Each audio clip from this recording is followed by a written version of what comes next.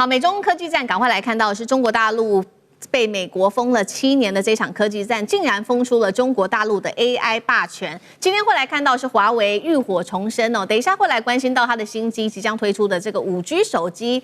重返了全球哦。那么辉达的部分，在中国大陆现在市占率已经降到双位数以下，被形容是崩盘了吗？北京这个时候吹响它的算力反攻的号角。今天就这些议题，我们会一起来做关心。欢迎观众朋友在留言区留言，如果您认为在这一场的科技战当中，此刻也就是在2026的下半年，中国大陆已经突破美国的封锁，完全突破几乎哦。那么写1，如果您认为现在还在跟美国就是承受美国的压力的话，留言帮我们写2，一起来做讨论。这场 AI 战场可以说已经变天了。美国原本希望用它的晶片来掐住中国大陆的咽喉哦，没想到7年之后，也就是此刻，境内没有让中国大陆这个停下脚步。现在我们看到的事情是华为正式的崛起，辉达也失守中国。来看到 AI 版图重新洗牌。大家知道说，在近期美国封杀 H100，还有限制包括了部分的 H200出口中国大陆，甚至祭出了白名单制度之后，到底害的是谁呢？因为我们来看到来自于经济学人特别做的统计哦，是不是现在受害者反而是辉达啊？AI 的晶片市占率已经从当时在中国大陆有这么高达95%的市占，现在竟然只剩下8%了。辉达执行长黄仁勋这么说，他说辉达的先进 AI 晶片在中国市占率可以说是一度已经掉到几乎为0了，几乎都没有了。那另外一部分，那抢下的市占的就是中国大陆的华为，尤其是它的升腾晶片已经抢下了超过50%的一个市占。这个是就晶片的部分，但是呢，我们知道科技战现在最重要的关键就是在于 AI 了，尤其是算力的部分，现在非常的重要。华为在2026年，我们今天要来看到是推出的新一代 AI 超级算力的集群，这个是 Atlas 950。它厉害的地方在哪里呢？据说可以挑战辉达还没有出的这个它的算力系统，而且呢，华为推出的这个系统运算能力还直逼是全球最高等级的。华为的董事长徐直军是这样说的，他说未来2年华为将会维持全球算力都是落在第1名的，代表中国竞争的焦点已经从不管是在晶片，已经往 AI 的算力基础设施整体来做一个发展了。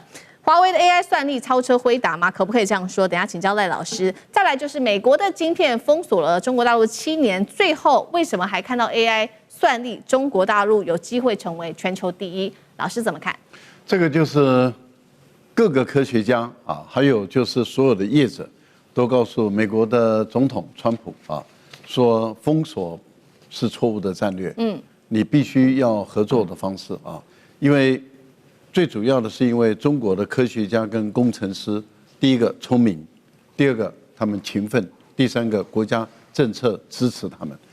那拥有这3个特点的话，他们不屈服，他们不会投降，他们只会越做越好，只会在你想不到的时间内完成他们所达到他们所预定的目标。最后证明中国大陆做到了，也证明了他们的预测是正确的。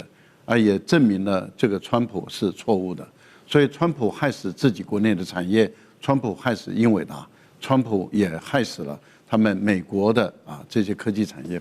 算力现在多重要啊！各位想想，美国为什么千方百计的要把这个 TikTok 把它抢过来，就是因为它的算力最强。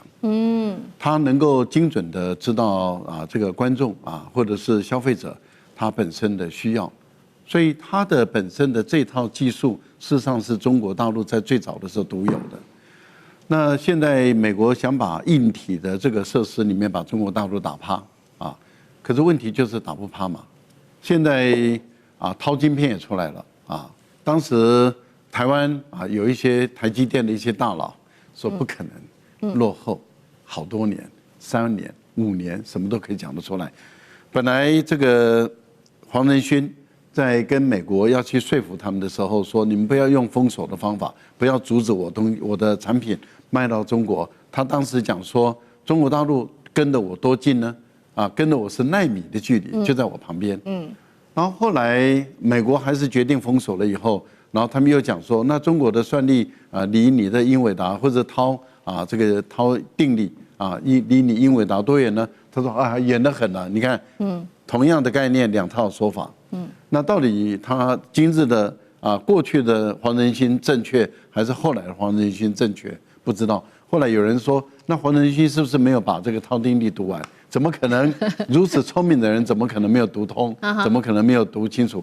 结果涛晶片出来了，涛晶片出来也证明了，因为科学的东西你没有办法不受检证的。当它出来了以后，很多人马上一猜以后发现它就是这么的强大。现在阿特拉斯也出来了，他也告诉你说我就是在，你拆开来看看。可是问题就在于，英伟达的还没出来啊，就是辉达的还没出来，而中国大陆已经出来了。而出来了以后，我就告诉你，我领先你2年。等你出来以后，我们再来验证看看，因为它新的东西在后面也要出来了。换言之，也就是说，这是一场大竞赛。可是现在的情况已经证明了一件事情，就是中国可以在这个竞赛中赢，而现在不只是在中国的市场，中国赢了。我们也在这个节目中多次的跟观众朋友有预测过，就是说中国一旦做出来了以后，那就不只是在中国的市场内一较长短，而是在全世界的市场一较长短了。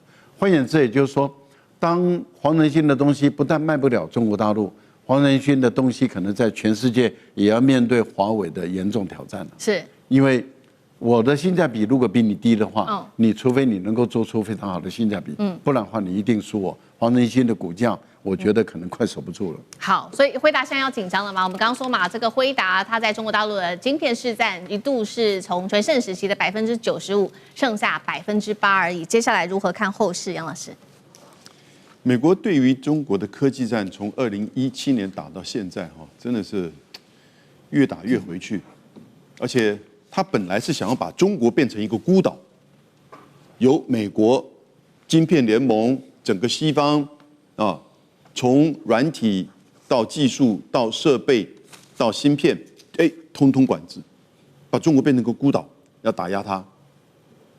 结果现在孤岛在哪里？现在孤岛在美国，所以真正的孤岛化其实是美国。我怎么说呢？第一个，他在关税提高变成一个壁垒，就不把自己变成一个孤岛。第二个，他现在不准中国大陆依照用中国大陆自己本身发展出来的成熟晶片跟技术所做出来领先全球的电动车、太阳能板、无人机，不准进口到美国。就只有大疆无人机没办法，因为大疆无人机已经进去很久，所以他把他自己变成孤岛了。那现在在就是芯片的这个发展跟算力的比较上其实我觉得也越接近。而如果当你跟中国大陆的技术跟接近的时候中国大陆拥有规模的经济，拥有整个供应链群聚，然后呢，它内部又这么卷，然后又有全球南方的市场，你美国根本除了美国之外，现在连西方的市场其实都不需要你美国相关的电动车之类的。因此，你就看到华为的这些芯片，现在当然你说跟辉达的 Blackwell B200，也许还有一代的差距，我们不知道。等真正华为出来，我们要再做比较，这是最顶尖的。但是它说实在，跟 H100已经超越 H200呢 ？H200根本其实中国大陆是愿意开放买，那是因为自己本身现在供应不足，所以干脆用你。为什么？他愿意让你卖的时候，表示他已经不怕你的这个冲击了。因为我自己的本身技术上已经超越你，只是现在是产能不足，所以呢，先用你的东西。所以是不是个 Blackwell B200还跟华为是有一代差距？我们要等待。那至于辉达还有另外一个东西，真正的护城河是叫 CUDA，就它那个整个软体这个生态。但是华为的 CAN，事实上我觉得可能也接近。现在问题就是说，可能在手机里面的鸿蒙系统，毕竟使用人数相对是较少，这也不是针对你辉达了，这是整个 Google 系统。所以其实我是觉得这个还很快已经发现到，当美国跟西方想要把中国给孤岛化、打压它、进行科技战的时候，结果你看10年下来，孤岛的是美国，那变成自己本身要守住自己的优势，而优势真的也是不多了。好。那另外一方面，除了这场中科技战涉及到晶片之外，我们也看到实体手机的部分。过去大家还记得吗？2019年当时呢，这个美国禁华为哦，当时禁的东西不知道大家还记不记得，包括针对4G 啊、5G 啊各种的零件等等的技术都禁止。给中国大陆，那其实短短的几年之内，当时的华为确实是一度几乎撤出了海外的市场哦，全球市占从第2一路跌到谷底。但是我们今天要来关心，就在此刻，7年之后，剧情出现了大翻转，因为华为正式宣布的这款手机啊，我们。这个面板上面也有图片，Pura 90S Pro 重返了海外市场，代表它的5G 手机也重返了全球市场。今年的手机在华为的智慧手机出货量，现在正式的数据出炉，上修到6000万只，竟然是创下被美国制裁以来最高纪录，而且重点来了，它也是全部几乎都国产化的，57%的国产化，而且呢少用掉包括来自于日本跟韩国的零组件了。现在整体看起来，包括从晶片的自主到这个鸿蒙系统的作业系统，到整条的供应链，全部都是国产化的。那厉将军怎么看？今年出来这个华为的这款新的手机 Pura 90S 的话，它其实分为2种版本。分为 Pro 版跟 Max 版那它搭配的是它的鸿蒙 OS 作业系统，就是 6.0.0.125这个版本来讲的话，可以说是正式的重回到国际市场，包括它的手机啊，包括它的作业系统都重回到国际市场。那反观，其实这7年走过来，华为这段历程确实是非常的辛苦。从2019年，因为中国要这个质押中国华为的系统发展，所以说不准卖给他4G 还有5G 的晶片，甚至于连供应链，包括到手机上面的镜头、感应器、指纹感应器等等来讲，都不准记忆体都不准卖给华为。在这种状况下，华为必须从零开始，又开始一步一步走起来。但是在去年的时候，他们拆解 Pura 80的时候，发现中国的自制率已经恢复达到57%，那这代表什么意义呢？其实，在2020年的时候他们拆解的时候，才发现拆解的那款手机是 Meta 60，才发现说它那个自制率是19%。那为什么短短3年它整个手机的自制率已经从19%提升到57%？这完全就是因为美国的制裁产生的所谓反作用力。让不管是华为还是中国这个手机的相关的零组件供应链的企业，产生一种危机感，然后自立自强，自己发展相关的晶片还有相关的这个供应链。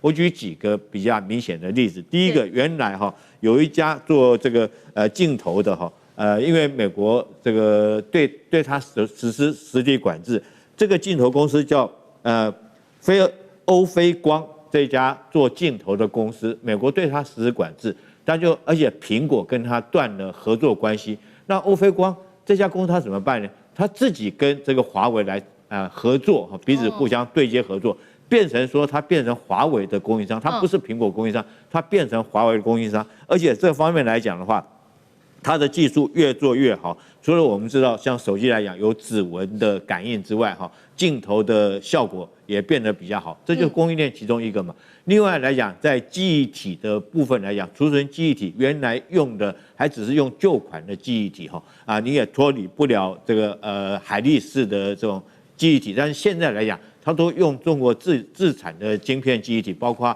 长江或者是长鑫存储的记忆体。所以中国在这方面来讲，被美国逼出来，所有不只是华为这款手机自己创新，而且连提供给它的这些供应链都自立自强、自力更生。所以我觉得，当自己国家的这种供应链不被美国卡脖子，我觉得以后来讲呢，后市是一定看好的。好，谢谢厉将军。那我们休息一下，马上回来。观众朋友们，我们要开会员频道啦！因应呢美中、中东还有印太的乱局，你看到的是新闻，我们看到的是背后谁在操控这个世界。加入会员可以取得独家视角的通行证，你将优先取得更深的观点判读，包括了核心真相分析、历史脉络拆解、局势推演逻辑。同时解锁会员勋章、优先互动权、问题解析、幕后花絮，支持我们制作高品质的影片。点击下方的加入键，一起成为战友吧！我们会员频道见。